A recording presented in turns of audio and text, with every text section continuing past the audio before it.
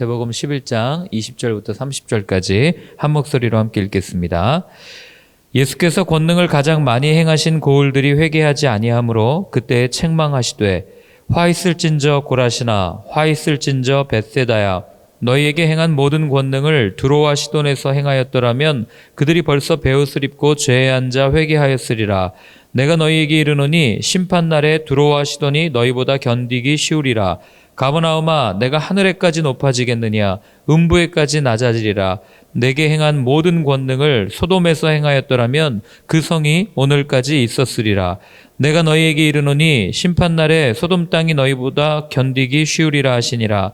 그때에 예수께서 대답하여 이르시되 천지의 주제이신 아버지여 이것을 지혜롭고 슬기 있는 자들에게는 숨기시고 어린아이들에게는 나타내심을 감사하나이다. 옳소이다. 이렇게 된 것이 아버지의 뜻이니이다. 내 아버지께서 모든 것을 내게 주셨으니 아버지 외에는 아들을 아는 자가 없고 아들과 또 아들의 소원대로 계시를 받는 자 외에는 아버지를 아는 자가 없느니라. 수고하고 무거운 짐진 자들아 다 내게로 오라. 내가 너희를 쉬게 하리라. 나는 마음이 온유하고 겸손하니 나의 멍에를 메고 내게 배우라. 그리하면 너희 마음이 쉼을 얻으리니 이는 내 멍에는 쉽고 내 짐은 가벼움이라 하시니라. 아멘. 예수님께서 계속해서 이제 제자들을 향해서 제자들의 어리석음 그리고 제자들의 그 어떤 무능함을 이야기하시면서 오늘도 계속해서 이야기를 하는데, 그런데 이제 제자들뿐만 아니라 이 예수님을 따른다고 말하는 많은 사람들, 많은 무리들 앞에서 예수님께서 계속해서 말씀하시는 거예요. 그런데 예수님의 말씀이 오늘 이 전체적으로 보면은 뒷부분 빼고 앞부분에 보면 굉장히 화가 나 있는 듯한 인상을 우리는 받습니다. 자, 뭐라고 말씀하시냐면 우리 20절부터 24절까지 다시 한번 읽겠습니다.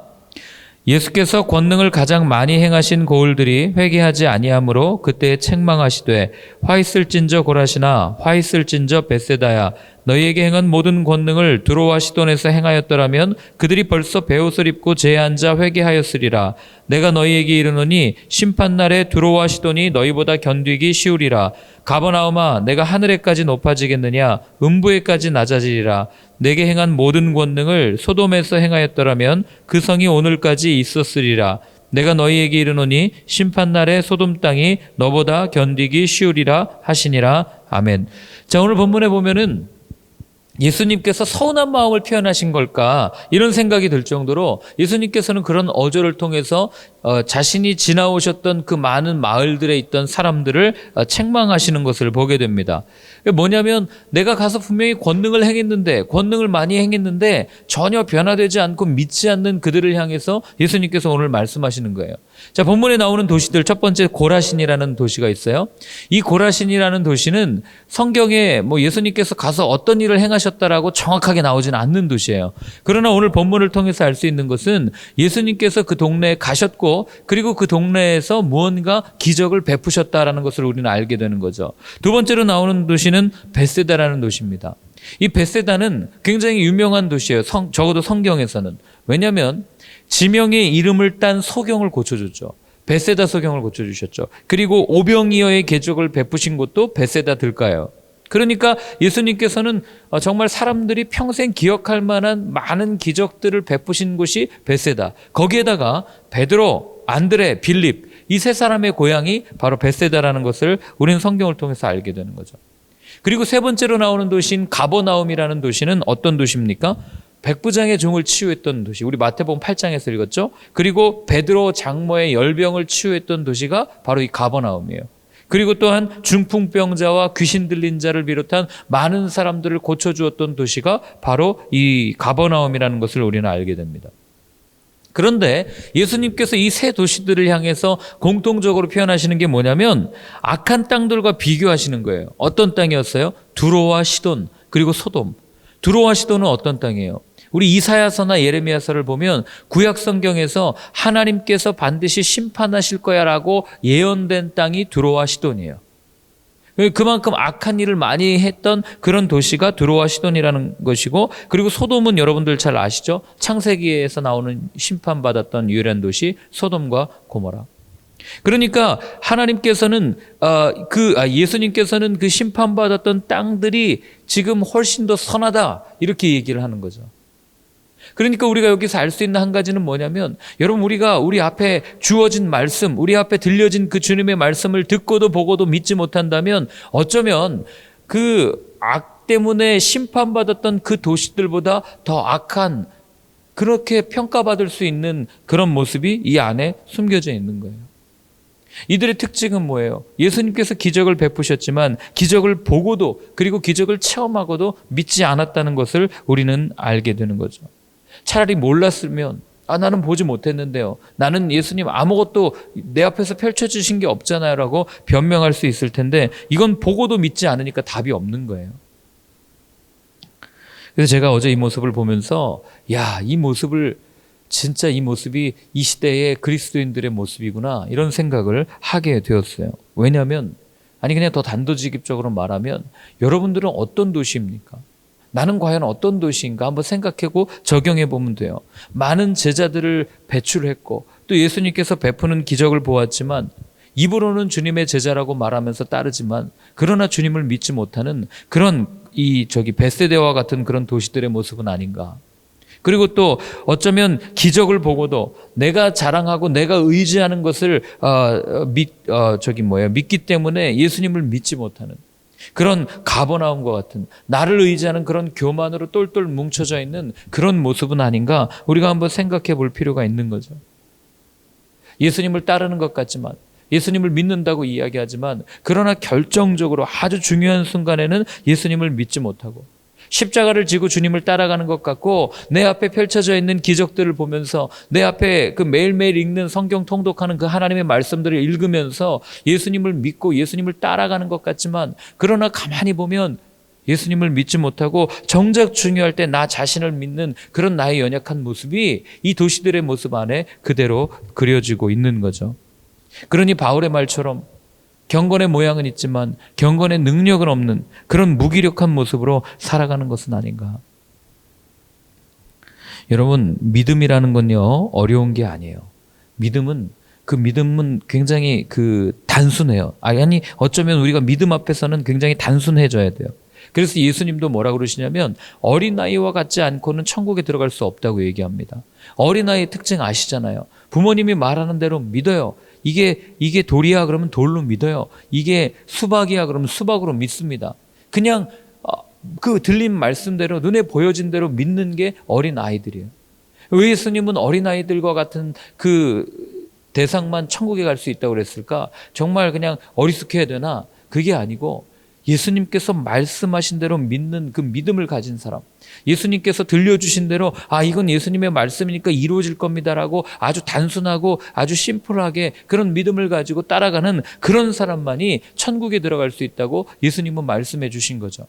만약 오늘 본문에 나오는 도시들에 살았던 사람들이 그렇게 단순하게 예수님이 보여주신 기적, 예수님이 들려주신 그 말씀을 믿었더라면, 오병이어의 기적을 보면서 우리의 이 배고픔, 우리의 이 갈증, 우리의 이 마음의 이 공허함, 이런 것들을 채워줄 수 있는 분은 오직 예수님이구나, 예수님밖에 없구나, 이걸 믿었더라면 여러분, 오늘 예수님이 이렇게 말씀하지 않으셨을 거라는 거예요.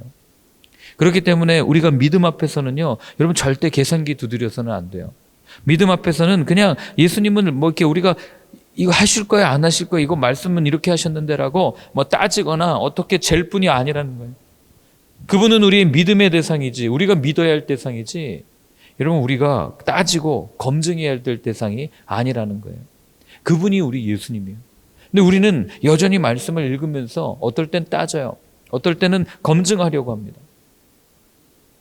물론 우리가 의심하면서 믿을 필요는 있어요. 정말 이게 맞나?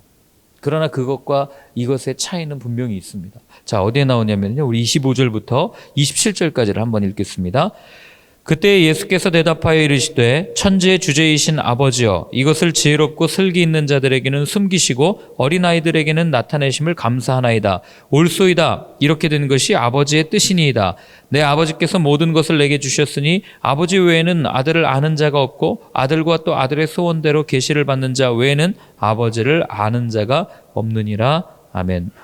자, 오늘 예수님께서 말씀하시는 게 뭐냐면, 지혜롭고 슬기로운 자에게는 숨기셨다라고 이야기합니다.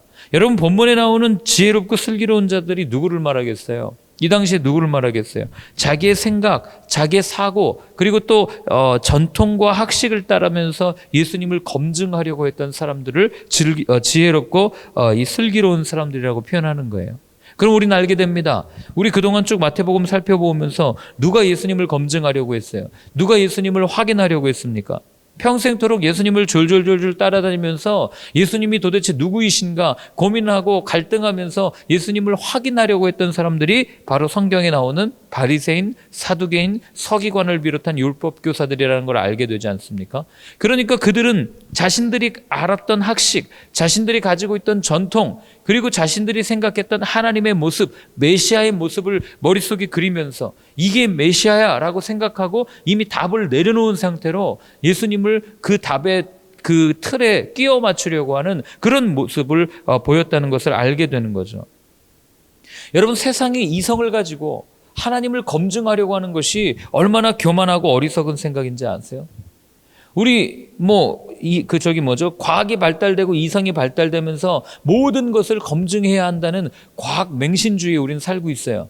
과학으로 검증된 것만이 진리야라고 말하는 세상에 살고 있습니다.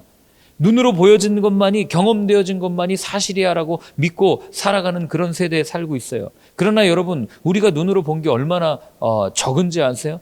여전히 저 깊은 바닷속에는 어떤 동식물이 살고 있는지, 어떤 어류가 살고 있는지 여전히 알지 못해요. 더군다나 우리 눈 밖에 저 멀리 있는 우주에는 어떤 일들이 일어나는지 여전히 알지 못합니다. 아니, 더 나아가서 우리 가까이 있는, 내 자신의 몸을 봐도 여전히 이 몸속에서 어떤 일이 일어나는지, 이 몸속 가운데 어떤 세포들이 어떻게 결합되어 있는지 여전히 신비 가운데 있는 게 우리가 가지고 있는 이성이고 우리가 가지고 있는 지식 아니겠어요? 그래서 제가 며칠 전에 어떤 프로그램을 봤더니 의사 선생님이 나와가지고 의학 교육사를 이렇게 쭉 말하는 그런 교수님이신데 하는 얘기가, 의학 책을 보면 여러분, 모차르트가 왜 죽은지 아시잖아요. 나이 먹어서 죽은 게 아니고 병을 고치려고 하다가 피를 너무 많이 뽑아서 죽었다는 거예요. 그러니까 의료사고죠. 근데 의료사고가 아니라 그 당시의 의학 지식에서는 그게 최선의 방법이었던 거죠. 그래서 의학 교과서를 오늘날에도 보면은요, 여전히 병명이 쭉 나오는데 그 병을 치료하는 방법 뒤에 뭐라고 되어 있냐면 정확히 알지 못함, 알 수 없음, 여전히 진행 중임, 이런 말들이 다 달려 있다는 거예요.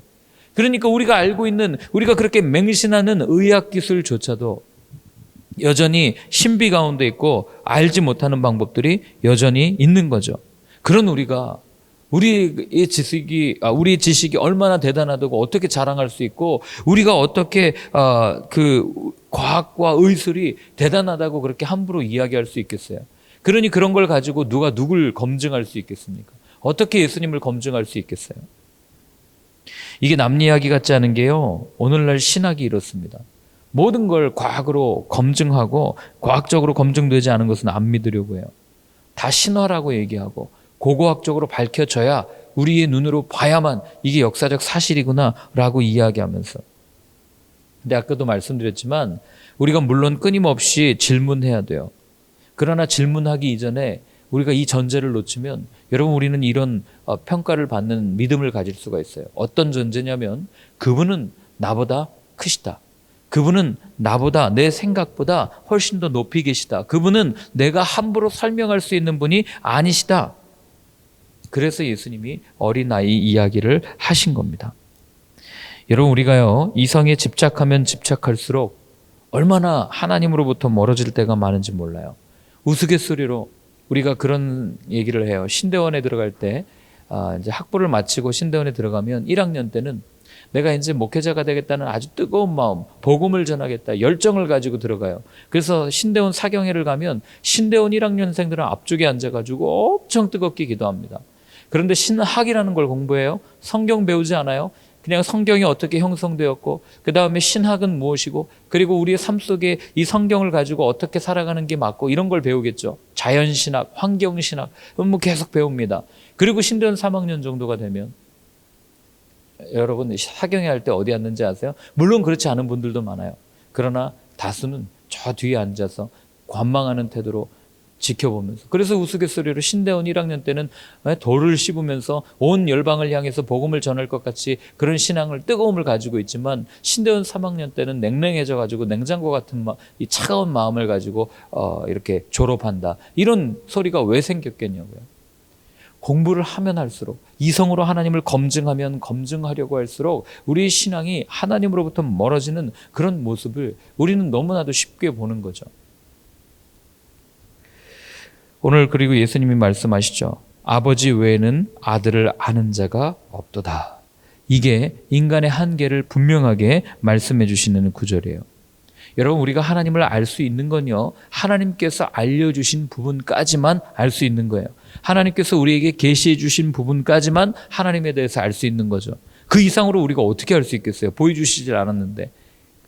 그래서 우리가 하나님이 우리에게 하나님을 알려주시기 위해서 주신 게 성경이죠. 그래서 성경을 읽으면서 그 가운데 하나님께서 알려주신 부분까지 하나님을 알고 겸손하게 이분이 하나님이시군요 라고 그분을 믿고 그분을 따를 필요가 있다고 하는 겁니다.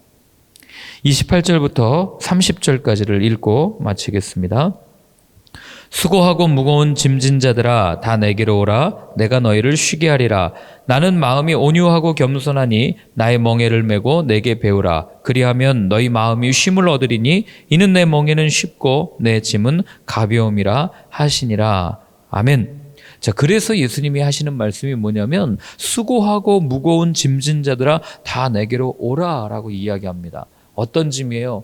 내가 지혜롭고 내가 슬기롭다고 여기는 사람들이 지고 있던 짐입니다. 무슨 짐입니까? 아버지를 알아가기 위해서, 하나님을 알아가기 위해서 져야 하는 수많은 율례, 수많은 율법, 수많은 규례들, 죽음에서 풀려나서 이 구원에 이루고 싶어하는 사람들이 가지고 싶어하는 그 많은 그 무거운 짐들, 그래서 그 짐을 져야만 죽음에서 풀려나 주님을 만날 수 있다고 말하면서 나만 매는 게 아니라 다른 사람에게까지 메어지는 그런 짐들.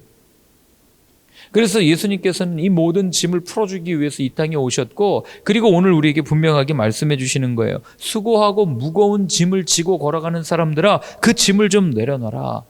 그 짐을 누구 앞에 내려놓습니까? 예수님 앞에 내려놔라. 그리고 내게로 와서 쉬어라. 왜 이런 말씀을 하시겠어요? 답은 하나예요. 누구든지 나로 말미암지 않고는 아버지께로 갈 수 있는 사람이 없기 때문에, 그래서 내가 십자가를 져야만, 내가 그 무거운 짐을 져야만 모든 인간들에게, 모든 인류에게 영원한 아버지의 생명을 주실 수 있다는 것을 예수님께서는 알고 계셨기 때문에 주님 앞에 나와서 내려놓으라고 말하는 거예요. 주님만이 해결하실 수 있으니까. 주님만이 우리의 모든 인생의 짐, 인생의 문제, 이 죄의 문제를 해결할 수 있는 분이 당신이심을 그분이 아셨고, 당신에게 그럴 능력이 있다는 것을 아셨기 때문에 그렇게 우리한테 오늘 말씀하시지 않았겠습니까? 그리고 말씀하시죠. 내 멍에는 쉽고 내 짐은 가벼움이니라. 여러분, 이 말씀은요, 이렇게 생각하시면 돼요. 사람들이 구원에 이르기 위해서, 하나님을 알아가기 위해서 메고 걸어가는 멍에는 아까도 얘기했지만 율법과 기준과 또 도덕과 양심과 여러 가지 무거운 것들이에요. 그걸 어길 때마다 마음의 심적 부담을 느끼고, 내가 정말 이렇게 사는 것이 맞나? 내가 구원에 이르기 위해서 이렇게 걸어가야 되나? 하면서, 어제도 말씀드렸지만 수행하고 고행하면서 그렇게 따라갈 때가 얼마나 많은지 몰라요. 그래서 사람이 지는 멍에는 끊임없이 우리를 올가매는 것들이지만, 그러나 예수님께서 주시는 멍에, 예수님이 우리에게 지워주시는 짐은 한마디로 말하면 은혜예요. 은혜. 그분이 주시는 은혜라는 멍에를 누리기만 하면, 그분이 지어주시는 은혜라는 멍에를 지고 따라가기만 하면, 여러분, 우리는 구원을 얻을 수 있다고 오늘 예수님께서는 분명하게 말씀을 해주시는 겁니다. 그래서 혹시 인생의 무거운 짐, 또는 내가 주님을 알아가고 싶고 구원에 이루고 싶어서 내가 발버둥 치고 있는 그 모든 방법들, 그 모든 것들까지도 오늘 다 주님 앞에 내려놓고 그냥 예수님의 십자가를 묵상하는 하루가 되었으면 좋겠어요. 방금도 말씀드렸지만 우리는 끊임없이 절차와 방법을 만들어서 주님을 따르고자 하고, 또 목회자가 되려면 이렇게 해야 되고 저렇게 해야 되고, 마치 믿음이 수준을 정해놓고 올라가는 것처럼 그렇게 이야기하지만 그러나 여러분 그렇지 않아요. 주님이 우리에게 제시해 주신 구원의 방법은 딱 한 가지, 은혜입니다. 십자가를 바라보기만 하면 돼요. 십자가를 믿으면 하기만 됩니다. 그래서 예수님은 우리에게 당신의 짐은 가볍다고 그 짐을 지라고 말씀해 주신 겁니다. 오늘 하루 살면서 여러분의 인생 가운데 주어진 그 무거운 짐들을 십자가 앞에 다 내려놓고 가벼운 마음으로 가벼운 배낭을 지고 그분이 주시는 은혜라는 배낭을 지고 걸어가는 저와 여러분들의 삶이 되었으면 좋겠습니다. 자, 오늘 함께 같이 기도할 때는요, 주님께서 말씀하신 대로 하나님, 정말 주님이 보여주신 그 기적들을 보고 내게 매일 들려주시는 그 말씀들을 듣고도 여전히 회개하지 않는 어리석은 삶을 사는 것이 아니라 주님, 그 모든 짐들을 다 주님께 내어 맡기고 주님께서 베푸시는 은혜로 하루를 살아가는 오늘 나의 삶이 되게 하여 주옵소서. 우리 한번 같이 기도하도록 하겠습니다.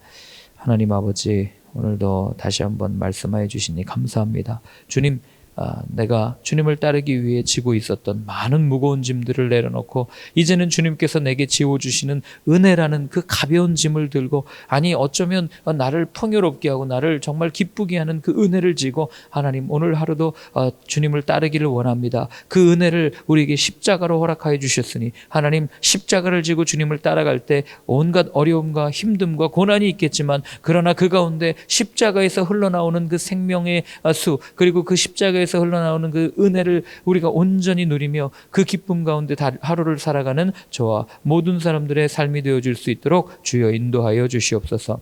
하나님 아버지, 오늘도 내가 지고 있는 많은 무거운 짐들을 다 내려놓습니다. 주님께서 지워주시는 은혜라는 그 짐을 누리며 그리고 그 짐을 지고 주님을 온전히 따라가는, 그래서 그 가운데 기쁨이 있고 생명을 누릴 수 있는 저와 모든 분들의 삶이 되어줄 수 있도록 주여 인도하여 주시옵소서.